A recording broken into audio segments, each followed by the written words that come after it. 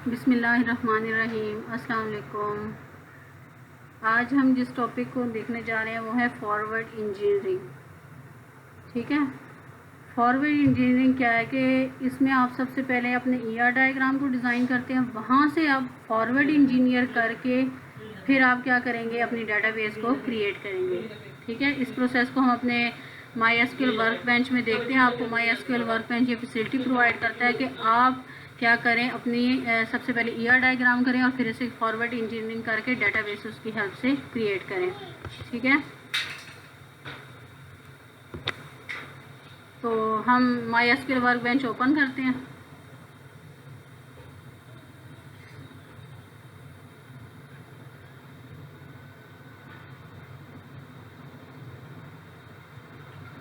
इसमें आपने सबसे पहले ये आपके पास विंडो ओपन होगी, इसमें आपने सेकंड पे क्लिक करना है, मॉडल पे। ठीक है, मॉडल में क्लिक करने के बाद आपने इस प्लस के सिंबल पे क्लिक करना है। प्लस के सिंबल पे क्लिक करने के बाद आपके पास ये विंडो अपीयर हो जाएगी। ठीक है, अब यहाँ पे आपने क्या करना है, सबसे पहले अगर आप उस डाटाबेस को कोई पहले से ही नेम देना चाह रहे हैं तो आपने ये फिजिकल स्कीमाज में जाके प्लस के सिंबल पे क्लिक करना है। यहाँ पे आप इसको कोई स्कीमा को नेम दे दें। ठीक है, जैसे कि मैं सबसे पहले आपको बताने जा रही हूँ कि किस तरीके से आप 1 to many रिलेशनशिप जो है वो ईआर डायग्राम से आप डाटाबेस में कन्वर्ट करेंगे। तो इसको मैं क्या नेम दे रही हूँ, 1 to many।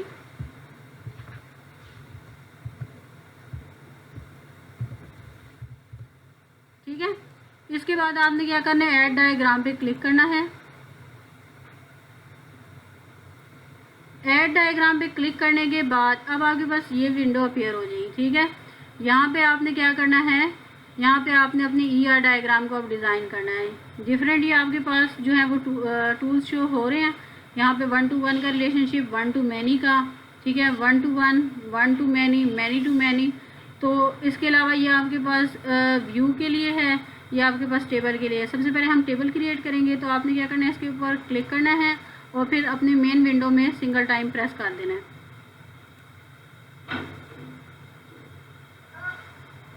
ठीक है, यहाँ से अब आप देख सकते हैं कि हमारे पास ये टेबल 1 है। सबसे पहले आप इसको क्या करें, टेबल को नेम दें कोई। ठीक है, हम इसे टेबल को नेम दे रहे हैं कस्टमर। ये आपके पास जो चेंजिंग आप यहाँ पे करेंगे वही साथ साथ आपकी ईआर डायग्राम में ऑटोमेटिकली चेंज होता जाएगा। सबसे पहले हम इसका कॉलम नेम जो है वो टाइप करते हैं। कॉलम नेम आप क्या दे रहे हैं, कस्टमर आईडी। ठीक है, अब जैसे ही आप नेक्स्ट कॉलम पे क्लिक करेंगे तो ये आपके पास ऑटोमेटिकली क्या करेगा, इसे प्राइमरी की भी रेफ़र कर देगा और नॉट नल भी रेफ़र कर देगा। ठीक है, ये आपके पास सिंबल है कि कौन कौन से कंस्ट्रेंट आप इस पर अप्लाई कर सकते हैं। प्राइमरी की है, ठीक है, NN नॉट नल है, यूनिक की है, यूनिक इंडेक्स है। ठीक है, इसी तरीके से अगर ये बाइनरी कॉलम है 0-1 की फॉर्म में आपके पास वैल्यू इसमें सेव करनी है तो ये आप करेंगे। इसी तरीके से आपके पास अनसाइन डाटा टाइप है। ठीक है, 0 है, अगर आपके पास अपने कॉलम में 0 स्टोर करवाना चाहे तो आप इसको चेक करेंगे। ऑटो इंक्रीमेंट है, जनरेटेड कॉलम है। ठीक है, तो अगर हम नेक्स्ट कॉलम इसमें ऐड करना चाहें तो आपने डबल क्लिक करना है और आपने अपना नेम। ठीक है, अब आपके पास ये एक टेबल जो है क्या हो गया, क्रिएट हो गया। ये आपके पास ईआर डायग्राम ऑटोमेटिकली साथ साथ क्रिएट हो रही है। अब हम अपना नेक्स्ट टेबल क्रिएट करेंगे तो आपके पास ये सिंबल शो है कस्टमर के पास, छोटा सा एक, आपने इस पर क्लिक करना है। यहाँ पे आपके पास फिर आपने टेबल को सिलेक्ट करना है। सिंगल टाइम प्रेस करने के बाद मेन विंडो में आपने इसको पेस्ट कर देना है। अब आप इस पर डबल क्लिक करेंगे। डबल क्लिक करने के बाद आपके पास ये विंडो अपीयर हो जाएगी। यहाँ पे अब आपने क्या करना है, इसको दोबारा टेबल नेम देना है। सेकंड हमारे पास टेबल है ऑर्डर का। अब इसको हमने क्या करना है, इसमें भी हमने कॉलम नेम एंटर करने हैं और प्राइमरी की भी होगी। इसमें आपको फ़ायदा ये है कि प्राइमरी की और ये जो चीज़ें ये ऑटोमेटिकली ये साथ साथ क्या कर रहा है, जनरेट कर रहा है। ORDER order ID। अब जैसे ही हम नेक्स्ट कॉलम में क्रिएट करेंगे तो ये ऑटोमेटिकली उसको क्या कर लेगा, प्राइमरी की भी कर लेगा और नॉट नल भी इसको कंसिडर कर लेगा। अब नेक्स्ट हमारे पास है ऑर्डर ID के बाद आपके पास ऑर्डर डेट है। ठीक है, अब आपके पास ये दो जो है हमारे टेबल क्रिएट हो गए हैं। अब हमारे पास इसमें हमने रिप्रेजेंट करना है 1 to many रिलेशनशिप, यानी एक कस्टमर जो है वो एक से ज़्यादा ऑर्डर दे सकता है।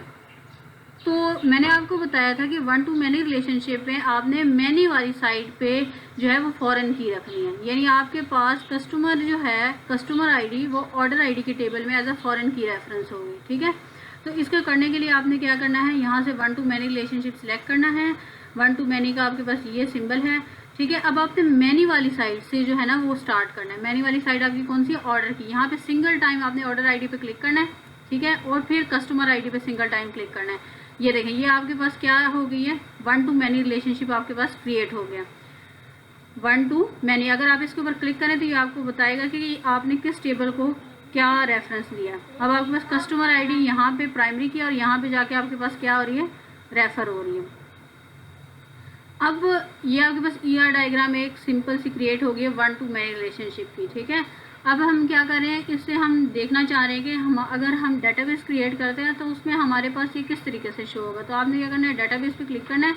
यहाँ पे आपके पास फॉरवर्ड इंजीनियर का ऑप्शन है। ठीक है, इस पर आपने क्लिक करना है। उसके बाद आपके पास ये विंडो अपीयर हो जाएगी, आपने नेक्स्ट पे क्लिक करना है। ये आपके पास कुछ टेबल्स की कंस्ट्रेंट है, अगर आप इसमें से चेक करना चाह रहे हैं तो कर लें, नहीं तो आप नेक्स्ट कर लें।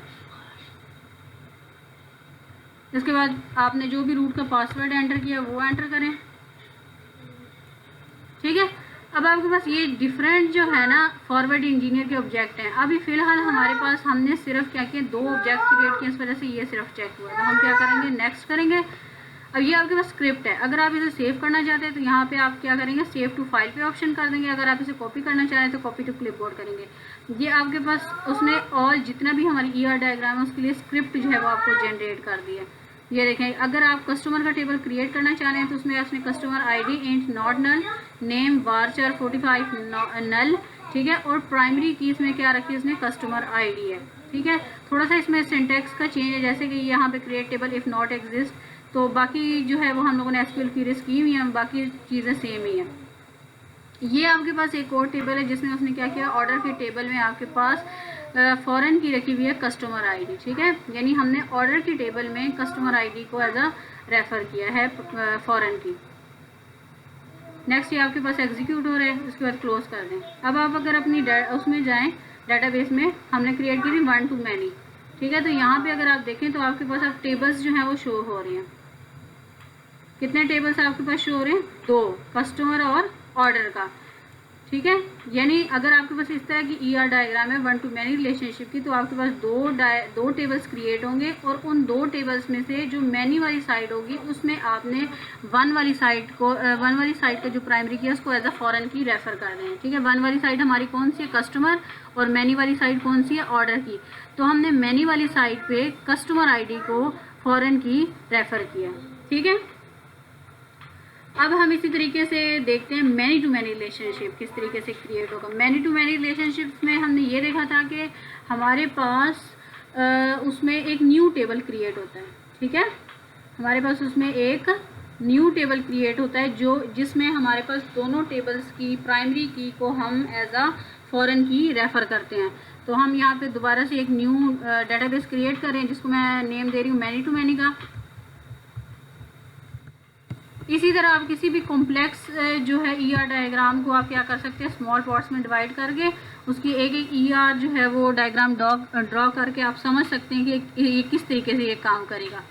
इसके बाद आप दोबारा ऐड डायग्राम पे क्लिक करें।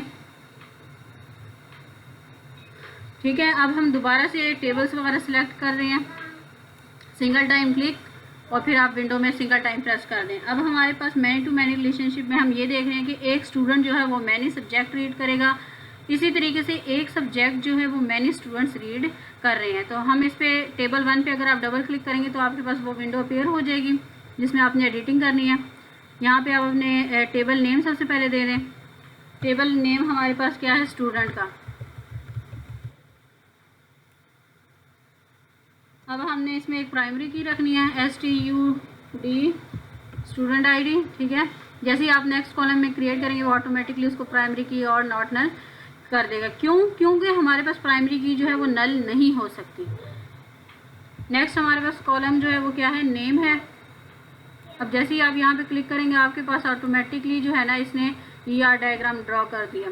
इसी तरीके से आपने ये स्टूडेंट के पास आपके पास ये एरोस का सिंबल शो हो रहा है, आपने इस पर क्लिक करना है। नेक्स्ट टेबल आपके पास, यहाँ से आपने क्या करना है, सिंगल टाइम क्लिक करने के बाद मेन विंडो में आपने क्लिक कर देना है। अब टेबल 1 पे आप डबल क्लिक करेंगे तो आपके पास इसकी एडिटिंग विंडो ओपन हो जाएगी। यहाँ पे आप इसे आप टेबल का नेम दें। टेबल का नेम आपके पास क्या है, सब्जेक्ट।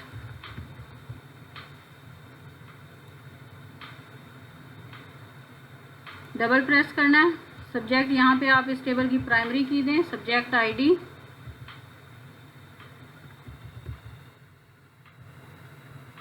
नेक्स्ट रो में आप डबल क्लिक करें,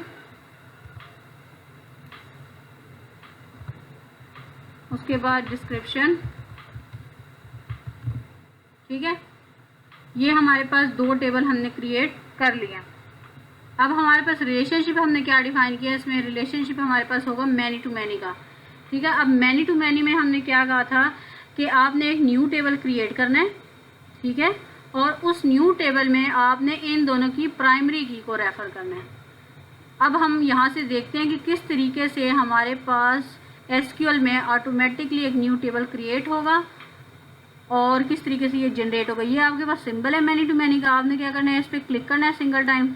ठीक है, अब हमने क्या करना है, स्टूडेंट आईडी पे सिंगल टाइम क्लिक करना है। स्टूडेंट आईडी पे आप सिंगल टाइम क्लिक करके सब्जेक्ट आईडी पे आपने क्या करना है, सिंगल टाइम क्लिक करना है। जैसे ही आप क्लिक कर देंगे दोनों साइड पे सिंगल टाइम, ठीक है, तो आपके पास एक थर्ड टेबल जो है वो क्रिएट हो गया, जिसका जो है उसने नेम क्या दिया, ऑटोमेटिकली स्टूडेंट है सब्जेक्ट। अब अगर हम देखें तो जो स्टूडेंट आईडी है वो यहाँ से ये रिप्रेजेंट कर रहा है कि एक जो स्टूडेंट है वो एक से ज़्यादा सब्जेक्ट क्या कर सकता है, रीड कर सकता है। क्यों? क्योंकि अगर आप देखें तो यहाँ पे स्टूडेंट की साइड पे उसने 1 का सिंबल शो किया है और सब्जेक्ट की साइड पे उसने क्या किया है, मैनी का सिंबल शो किया है। ठीक है, तो हमने भी यही बात की थी कि एक जो स्टूडेंट है वो एक से ज़्यादा सब्जेक्ट रीड कर सकता है। इसी तरीके से अगर हम सब्जेक्ट की साइड से देखें तो हमने कहा था कि एक जो सब्जेक्ट है वो एक से ज़्यादा स्टूडेंट रीड कर सकता है। तो अगर आप देखें तो सब्जेक्ट वाली साइड पे आपके पास क्या है, 1 का सिंबल है, जो कि क्या रिप्रेजेंट कर रहा है कि यहाँ से एक स्टूडेंट, एक सब्जेक्ट है। और अगर हम स्टूडेंट है सब्जेक्ट के टेबल को देखें तो यहाँ पे हमारे पास मैनी का सिंबल है। इसका मीनिंग ये है कि एक सब्जेक्ट जो है वो एक से ज़्यादा स्टूडेंट रीड कर सकते हैं। ठीक है, ये आपके पास मैनी टू मैनी रिलेशनशिप की डायग्राम है। आपने क्या करना है, सबसे पहले 2 टेबल क्रिएट करने हैं। 2 टेबल क्रिएट करने के बाद आपने उसको नेम्स और कॉलम्स वगैरह उसमें एडिट कर लेने हैं। उसके बाद आपने यहाँ पे जाके इस एरो पे क्लिक करने के बाद यहाँ से आपने मैनी टू मैनी रिलेशनशिप को सिलेक्ट करना है। ठीक है, सिंगल टाइम प्रेस करना है। इसी तरीके से स्टूडेंट में जाके स्टूडेंट आईडी पे सिंगल टाइम प्रेस करने के बाद सब्जेक्ट आईडी पे सिंगल टाइम प्रेस कर लेना है। इसके बाद आपके पास इस तरीके से ये डायग्राम शो हो जाएगी। ठीक है, अब इस डायग्राम की बेस पे हम क्या कर रहे हैं, अपनी डेटाबेस क्रिएट करेंगे। ठीक है, सेम उसी तरीके से आपने डेटाबेस पे जाना है, फॉरवर्ड इंजीनियर करना है, नेक्स्ट पासवर्ड एंटर करना है। ठीक है, अब हमारे पास यहाँ पे 5 टोटल ऑब्जेक्ट्स जो हैं वो क्रिएट होंगे। हमने नेक्स्ट पे प्रेस करना है, ये आपके पास दोबारा से स्क्रिप्ट जनरेट होगी। इसके बाद आपने नेक्स्ट पे प्रेस करना है, ये आपके पास एग्जीक्यूट हो गया है, आपने क्लोज कर लेना है। अगर आप यहाँ पे अपने मैनी टू मैनी जो डेटाबेस है, यहाँ पे साइड पे आपके पास कैटलॉग ट्री आ रहा है, उस विंडो में अगर आप देखें तो ये आपके पास टेबल्स का ऑप्शन आ रहा है। अब जब हम देखें अपने, तो यहाँ पे हमारे पास उसने 3 टेबल क्रिएट किए हैं। और मैनी टू मैनी रिलेशनशिप में भी हमने यही कहा है कि जब हम डेटाबेस क्रिएट करेंगे तो हम कितने टेबल्स क्रिएट करेंगे, 3। अगर आप इसे व्यू करना चाहें, ठीक है, फिलहाल इसमें कोई डाटा नहीं है, इस वजह से ये आपके पास क्या है, व्यू नहीं हो रहा। ये आपके पास उसकी डिज़ाइन ही शो कर रहे हैं। आपने इसके अंदर डाटा इंसर्ट करना है तो ये आपके पास यहाँ पे इंसर्ट का ऑप्शन है, यहाँ से आप इसमें क्या कर सकते हैं, डाटा इंसर्ट कर सकते हैं। ये आपके पास व्यू भी हो रहा है। ठीक है, इस तरीके से आपने इसको करना है। यानी हमारे पास MySQL वर्कबेंच हमें ये फैसिलिटी प्रोवाइड करता है कि हम ER डायग्राम क्रिएट करने के बाद अपने जो है डेटाबेस को क्रिएट कर सकते हैं। ठीक है, अगर आप ER डायग्राम क्रिएट कर लेते हैं तो आपके पास इजीली जो है वो डेटाबेस क्रिएट हो जाएगी। इसी तरीके से हमने रिवर्स इंजीनियरिंग का कॉन्सेप्ट देखा था रिवर्स इंजीनियरिंग कॉन्सेप्ट में ये था कि आपके पास एक कॉम्प्लेक्स जो है डेटाबेस क्रिएट हो चुकी है और आपको समझ नहीं आ रही कि हमने उसे व्यू करना है, तो आप क्या करेंगे, आप रिवर्स इंजीनियरिंग के थ्रू उसकी ईआर डायग्राम ड्रॉ करेंगे। वहाँ से आप जो है ना वो इजीली देख सकते हैं कि आपके पास कितने टेबल्स हैं, ठीक है, और किस टेबल के साथ क्या रिलेशनशिप है, ठीक है। आपने इसकी प्रैक्टिस करनी है। उम्मीद है आप लोग को समझ आ गई होगी। अगर आपका कोई क्वेश्चन है तो आप इसे नोट डाउन कर लें, इंशाल्लाह हम उसे कल के इंटरैक्टिव सेशन में डिस्कस करेंगे। Thank you.